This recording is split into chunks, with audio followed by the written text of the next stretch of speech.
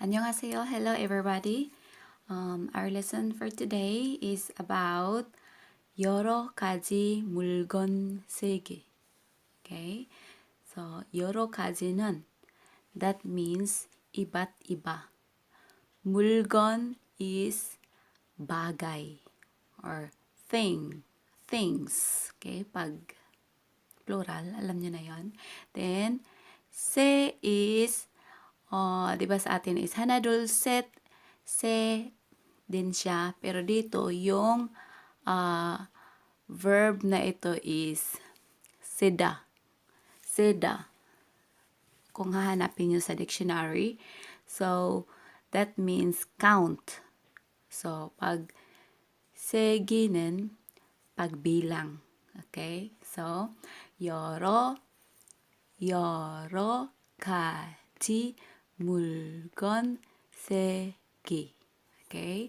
So, 여러 가지 물건 세기 means pagbilang ng bagay na iba't iba. Okay? 여러 가지, iba't iba. 물건 is bagay.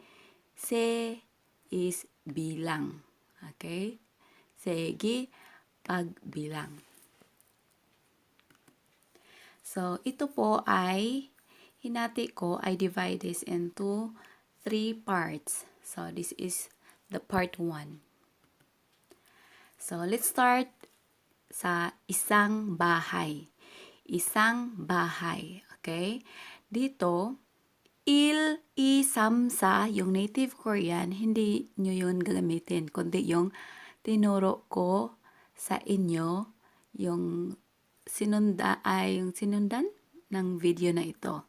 Okay, so that is 하나, 둘, 셋, 넷, 다섯, 여섯, 일곱, 여덟, 아홉, 열, so on and so forth. So, yun po yung gagamitin nyo dito. So, pag halimbawa, isa means hana, right? So, pag sinabi mong isang bahay, bahay is jeep. Bahay is jeep. Balay, house. Okay, that is jeep in Korean. Pero pag bahay ang ang pinag-uusapan, ang gagamitin yung word is che. Che, pagbahay.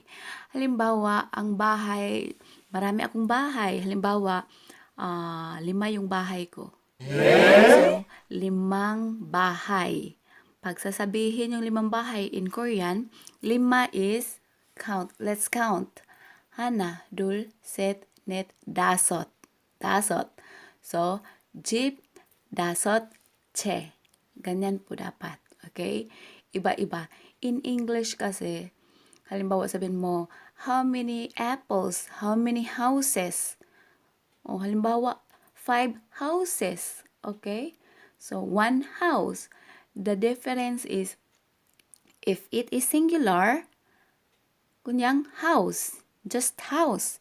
If more than 2, you're going to add S or ES, right? So, 1 house, 2 houses, and so on and so forth, so on and so forth.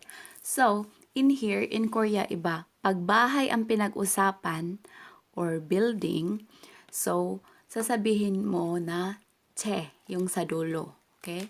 Che. Okay, so, that's why, if we're going to say, isang bahay. Isa means hana, but you will not say jeep hana che. No. You can say jeep hana. Pero, para clear yung sinabi mo, you talk about building. Okay? So, basta mga building or bahay, ganyan, che yung gagamitin mo. Okay? Jeep, house, short ng hana, isa, che is yung word na kinokonek pag bahay ang pinag-usapan. So, isang bahay, that is jeep 한 채. Okay? Jeep 한 채. Okay, so pag hindi pa ninyo familiar yung pagbasa ng mga Korean alphabets, balik-balikan nyo po yung mga videos ko. I arranged them already. Nilagyan ko ng lesson 1, 2, 3, 4, 5, 6, ganyan-ganyan. So, sundan nyo lang po. Paulit-ulit nyo pong panoorin hanggang sa matuto na po kayong magbasa. Okay? Kasi dito, more on reading na po tayo. So, dito, jiot. Ano ko lang ulit. Jiot, i, tapos b. 그래서 집, 한, 채.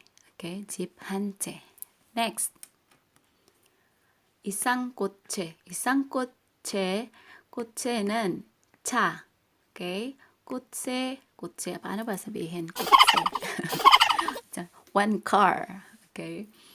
Okay, ang hirap kasi pag four languages yung ginagamit natin, nabubulol na yung pronunciation is naiiba na. Okay, so, kotse. Kotse. Okay, kotse. kotse. Kotse. Isang kotse. Isang kotse. Okay. So, kotse is 차. Tapos, isa is hana. Pag sinabi mong isang kotse, you are going to say 차 한 대. Pag kotse yung pinag-usapan, de yung gagamitin mo. Okay? Tapos yung hana, sasabihin mo lang ng han. Okay?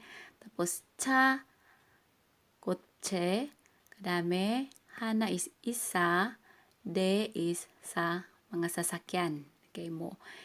Kahit ano yan siya, bike, motorbike, or truck, mga ganyan, de ang gagamitin mo. So, 차 한 대.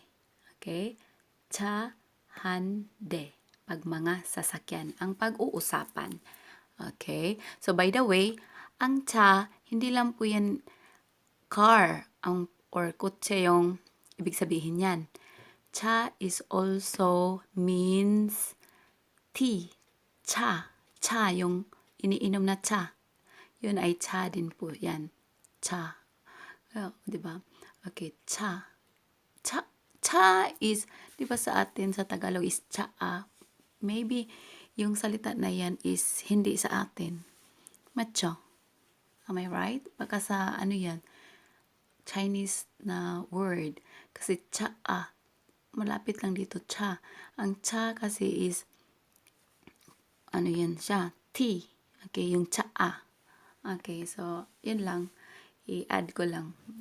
Kasi maraming mga words din sa Korean na isang spelling lang, pero iba-iba yung meaning niya. Okay? So, maybe, gagawa ako ng video about niyan. Isang word, but iba-iba yung meaning. Okay, so, isang kotse, 차 한 대. Okay, next. dalawang silid. Dalawa is two, or 하나, 둘, 셋. Pero dito, hindi mo nagagamitin yung real. Okay, yung L sound. Do na lang sasabihin mo. Dalawang. Dul. Yung dul is do. Kadami. Silid nun. Silid is room, di po ba? So, bang. Silid or room is bang in Korean. So, silid is bang. Dalawa is two. Kan. Okay, kan. Pag kan kasi, ang tinutukoy po niyan is yung sa, sa room, sa kwarto. Or may, ba siya, may space, ganon. So, pag sinabi mong mga kwarto, ang gagamitin mong salita is kan. Okay? Bang, tu, kan. Bang, tu, kan. So, iba siya sa atin. Pag sinabi mong dalawang silid, in English, that is two rooms. But in Korea is baliktad. Mauna po yung room, susunod yung number kung ilan siya. So, bang, tu, kan. Okay, nawawala yung real here. Nawawala po yung real dito. So, bang, tu, kan. Tu, kan. Okay, mo. Halimbawa, isang silid, han kan. 1 kan, 2 kan, 3 kan, 4 kan, mga ganyan. Okay, basta pag silid, pag room ang pinag-usapan, kan. Okay, bang, 2 kan. Next is aklat. Aklat is check. Book is check. Dalawa is 2. Pero pag aklat ang pag-uusapan or pag aklat ang pinag-uusapan, sasabihin mo or gagamitin mo yung word na gwon. Okay, gwon. Gwon means book or volume. Ilang volume ng book na binasa mo. Okay, so dalawang aklat in Korean, that is check, 2 gwon.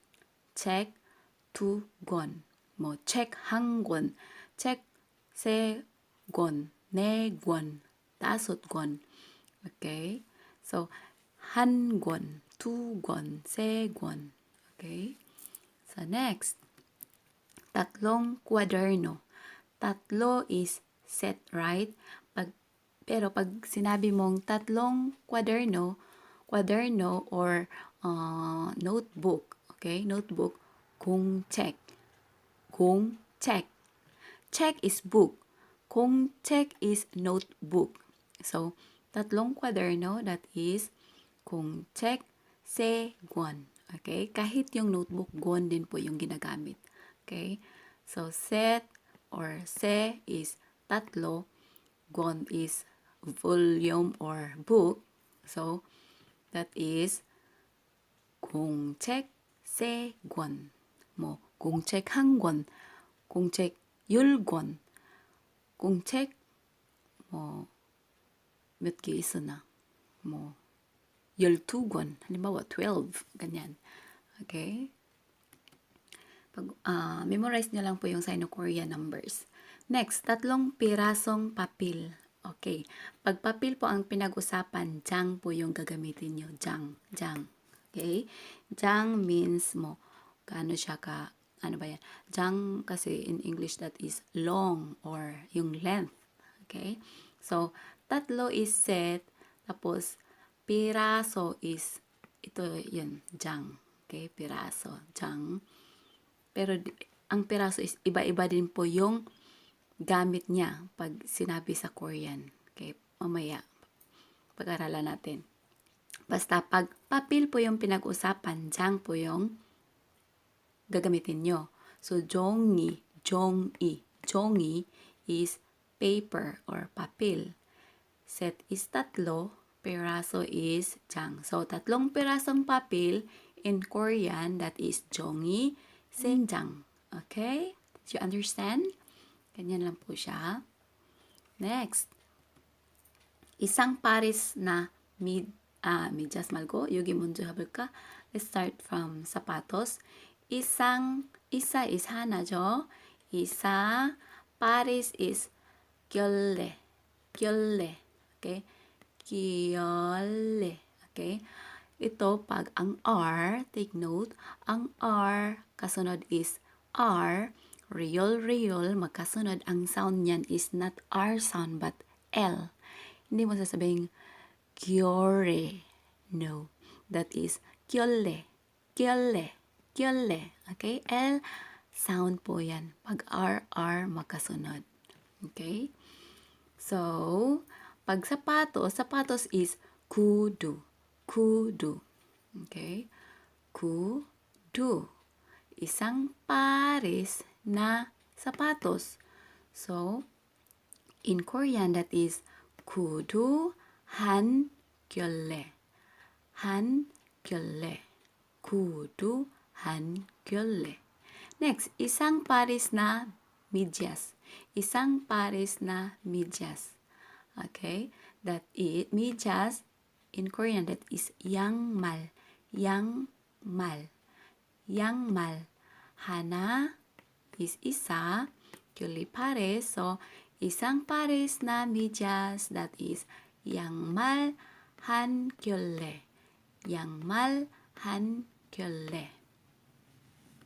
Next, apat na mansanas. Okay? Apat na mansanas. Apat na piraso ng mansanas. Okay? So, di ba aka yung piraso? is mo isang pirasong papel. Okay? 종이 한 장, mo 2장, 3장. But dito, pag mga fruits, okay? Fruits, sasabihin mo, ge. Okay? Ge. Pero yung ge kasi, aside sa piece, piraso, ge has also another meaning. Ge means dog. Okay? Pero dito, hindi po yan dog. Hindi yan aso. Okay? Dito, pag sinabing sagwa, nege, ne is apat. Hana, dul, set, net, ne. Okay? Tanggalin nyo lang yung shot dito, yung S. So, ne is apat. Ne is apat. 그다음에 개는 piece. Okay? Pieces siya. Kung halimbawa, apat na piraso. Apat na mansanas. Mansanas, apple. That is sagwa. Sagwa, apat, nege. Nege. Apat na mansanas, sagwa, nege. Okay? Pag mga fruits, na ge po yung gagamitin nyo. Next, 5 kahon na ramyon. Ramyon is, yung nakalagay lang dito, same lang. Ramyon. Alam nyo ba yung ramyon? It's a Korean noodle. Okay? 5 means dasot. Hana, dul, set, net, dasot. So, dasot, box. Box. Okay, kahon. Box. Sa yongo, in English, yongo is English. So, same lang po siya. Box. Okay? So, yun 5, 10, kahon, box, ramyon, ramyon.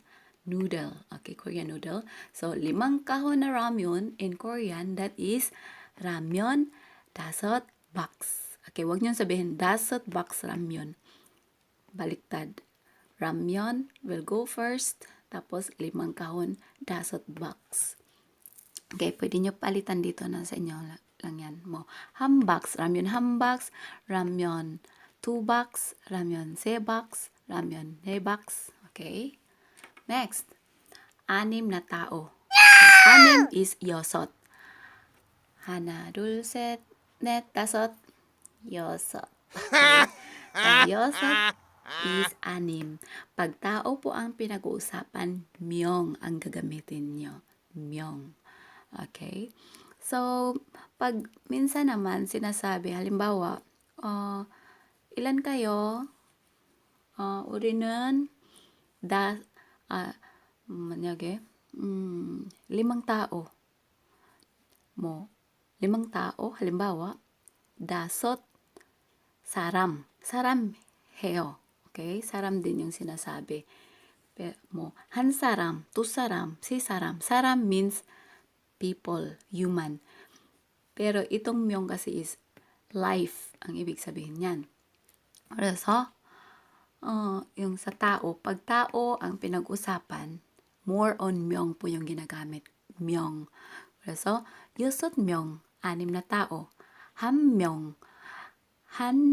Okay, hana is han. Hana siya, di ba? Yung hana is nagiging 한명, pag 5 isang tao. Pero pag binilisan mo yung pagkabasa niya kasi, niyon, that is N. Okay? N, han, macho.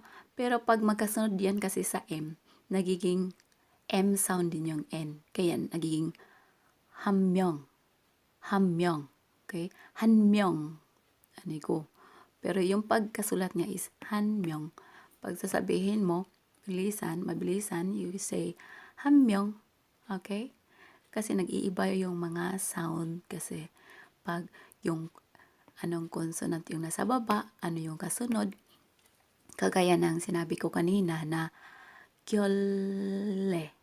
Kyole. R, real sound. Tapos kasunod is real, nagiging L sound. So, that is kyole, not kyore. Okay? So, dito din, pag sinabi mong 한명, okay, yung pagkasulat na 한명, pagbabanggitin mo yon or bibigkasin mo yon, that is 한명. Okay? 한명. So, dito naman is 6 na tao. So, that is 6명. 하나, 둘, 셋, 넷, 다섯, 6. So, 6명. Next, pitong pulis.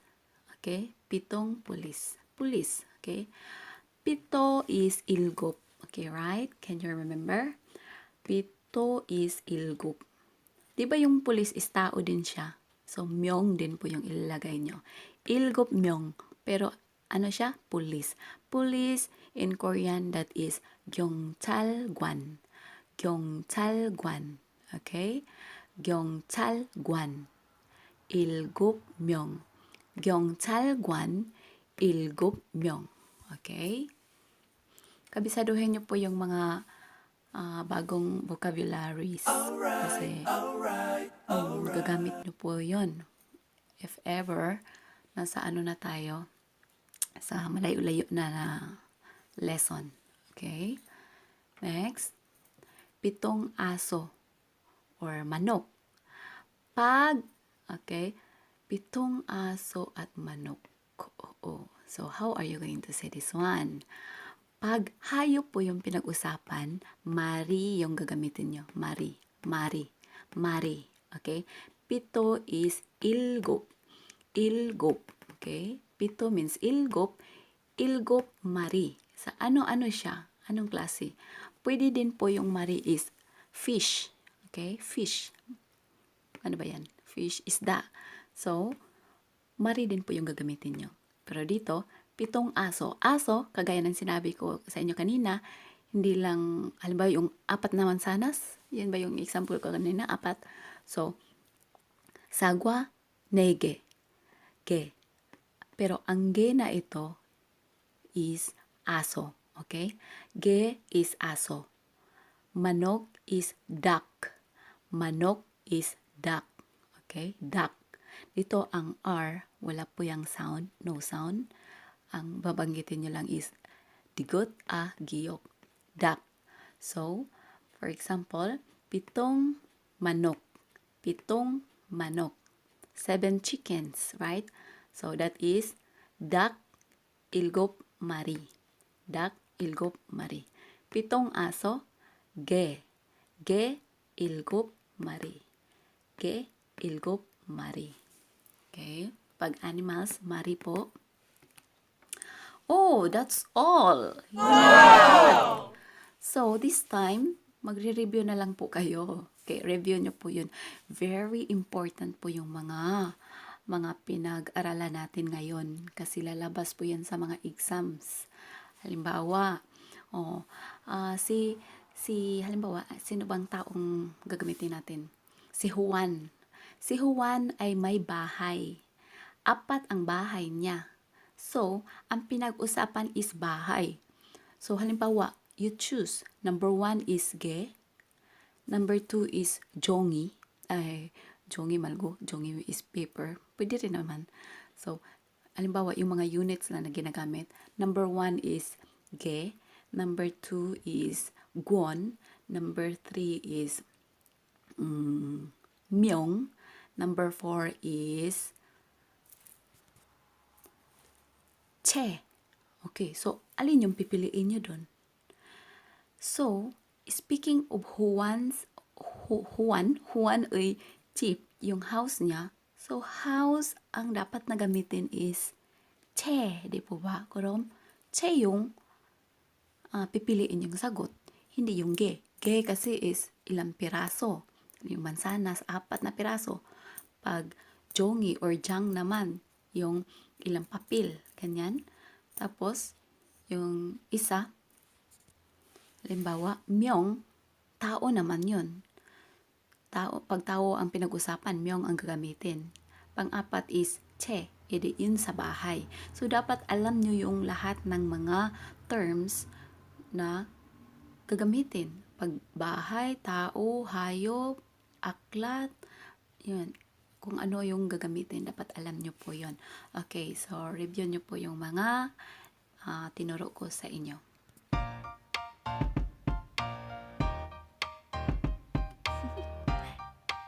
Do you want to know? Well, I've been thinking about you. And I think I have to listen. Because